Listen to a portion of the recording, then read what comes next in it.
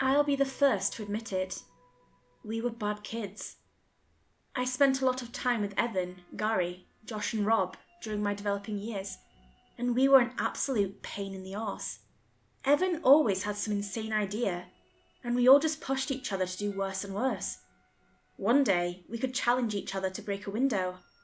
The next, we might set someone's dog loose. We once caught a badger and locked it in a gym teacher's car. I know. It was all awful. We never really considered how others would feel. In our minds, it was always about pushing our limits. This was not about how we treated others. We were selfish. It was summer. I was 12 years old, and it was the first time it all got really out of hand. Evan had found his dad's handgun, an old revolver. He'd loaded it with 6 bullets, and we were going down to the old storage yard to shoot some cons. The place had been abandoned for years, and all that remained were empty storage containers. Most of them had been stuck there since the 70s. Rusted shot. We all got a turn with the handgun. We all got a turn with the gun. Gary hit a glass bottle spot on.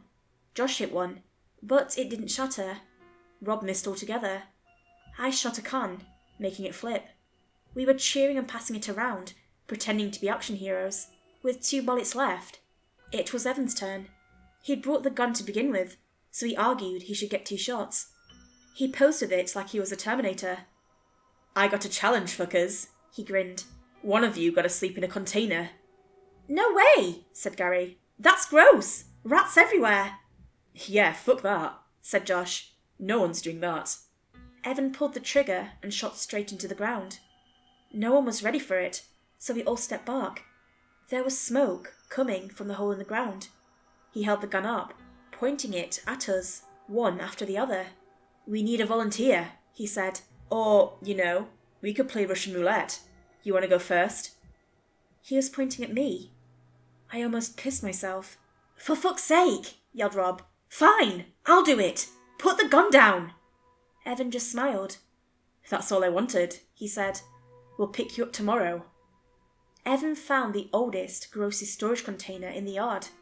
It was sunk into a big oil-filled puddle and was covered in so much graffiti that you couldn't see the original colour. It had been stuck there for decades. We all had to pull to even open the doors enough for someone to step in. The smell is what stuck with me. Air is not supposed to smell like that. Rob slipped in and almost fell. The container was at a steep angle, so he just laid down to keep his balance. "Evan, please, Rob, I brought a fucking gun. Josh broke into a car last week. You're the only one being a pussy." I just... Evan slammed the door shut. He laughed so hard that we just followed along nervously. Lots of nervous laughter. We left the storage yard. Evan put the gun back, and we went out to have ice cream. I wasn't worried about Rob. We'd done worse things to each other once a week since we were 7.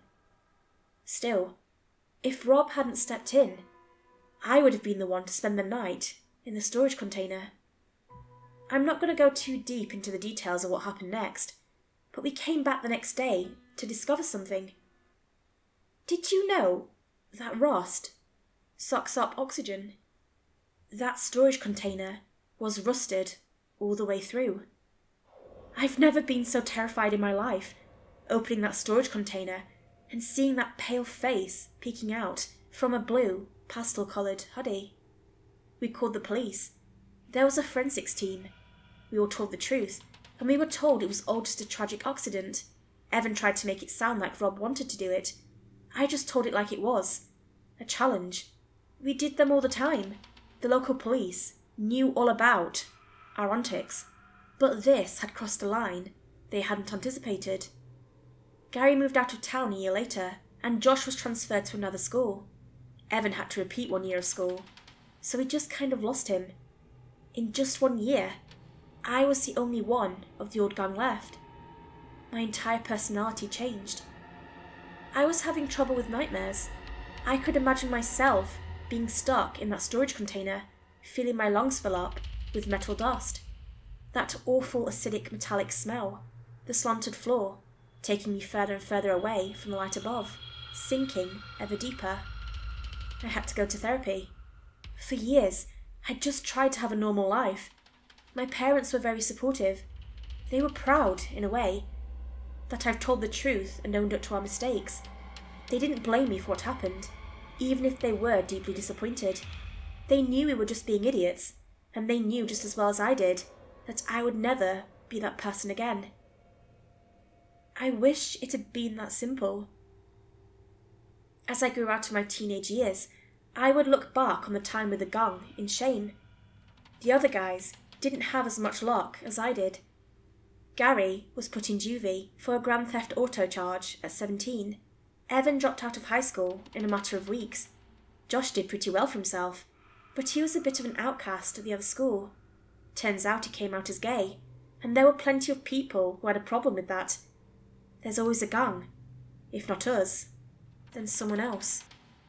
One by one, they seemed to fall off the face of the earth. Gary was first. He died in juvie, strangled in the shower.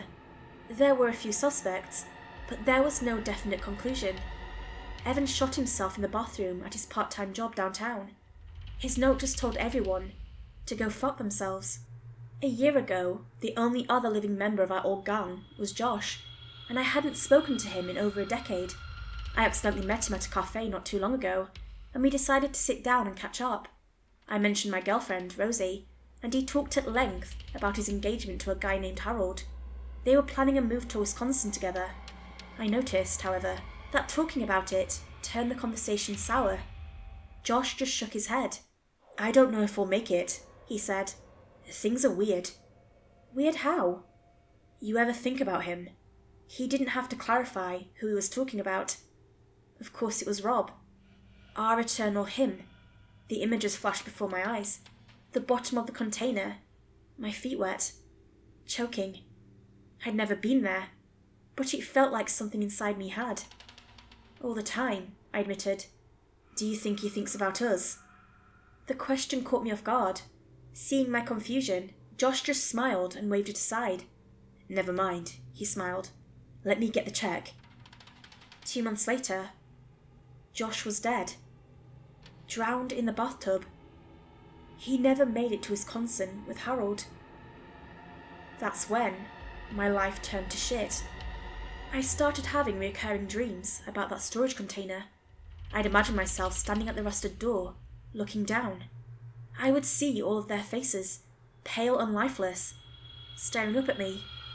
Something was forcing my body to step inside, to join them.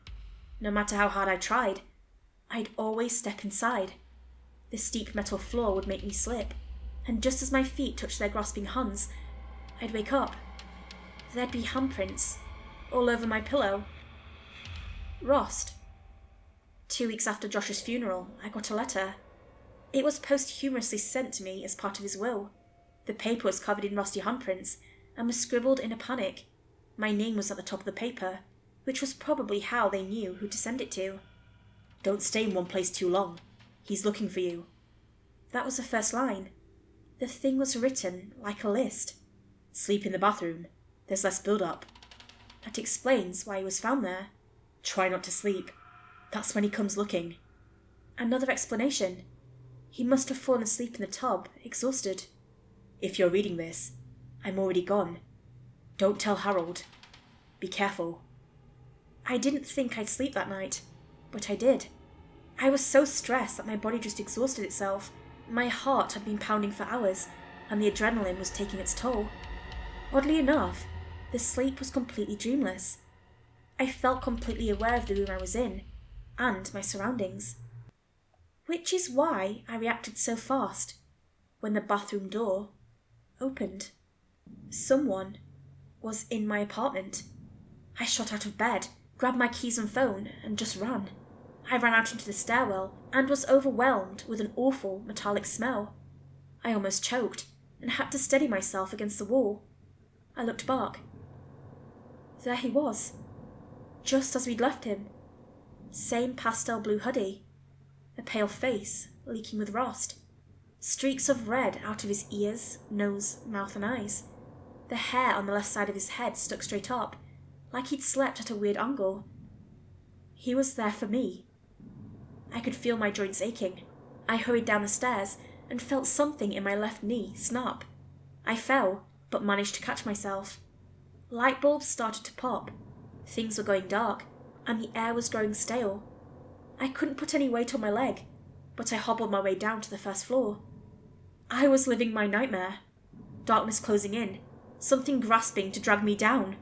I burst through the door and into the cool night. Once I got outside, I threw up. Rost. I coughed. More Rost. It's been weeks now.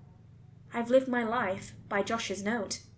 If I stay for longer than a few nights in the same place, it all gets covered in Rost, and my cough gets worse. I can't keep anything near me, or the Rost gets to it. It gets more active when I sleep. I once fell asleep in my car, and the damn thing was ruined in the morning. Even the keys. I sometimes see that blue hoodie in passing. It might be on the side of the road, or across the street from whatever acquaintance or distant family member that's kind enough to take me in for the night. He's looking at me. He's not fast, but he's coming. He saved me for last. I sleep in the bathroom, but I don't fill up the bathtub with water. I've learned from Josh's mistakes. There is still some Rost build-up, but if I've gotten enough distance, I can usually stay there for an extra day if I've been vigilant. I take the bus or train as often as I can. I can't keep buying cars, and after ruining a third rental, there's no one willing to help me out anymore. Caffeine pills are literal lifesavers, but I don't know how much my heart can take. I'm so fucking tired. My left knee is still ruined, and it just aches. I once scraped it from a bad fall, and I'm still not sure if it was blood or Rost coming out. It flaked like Rost. I don't know what to do. I'm posting this from a computer in a public library. I've written this in a hurry, but there's already Rost building up. The damn E-key keeps getting fucking stuck. My cough is getting worse. I barely sleep, and my hands are just covered in Rost. I've washed my hands so much I'm getting rashes, but the Rost just keeps coming back. There's a storm coming tonight, so I don't think there'll be any trains or buses leaving anytime soon.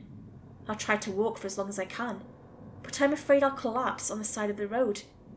I'll try to hitchhike, but I don't want to put someone in danger. My family has no idea where I am, or what I'm doing.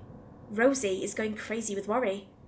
I don't know why my first instinct in all of this was to get away from friends and family, but I just didn't want to drag anyone into this unless they know what this is, you know? I'm thinking I should just do what Josh did, just in case. Write it all down. Record it somehow. That's why I'm here. This cough is killing me. Grates against my lungs. I'm pale like a ghost. Please help. I don't know how much time I've got.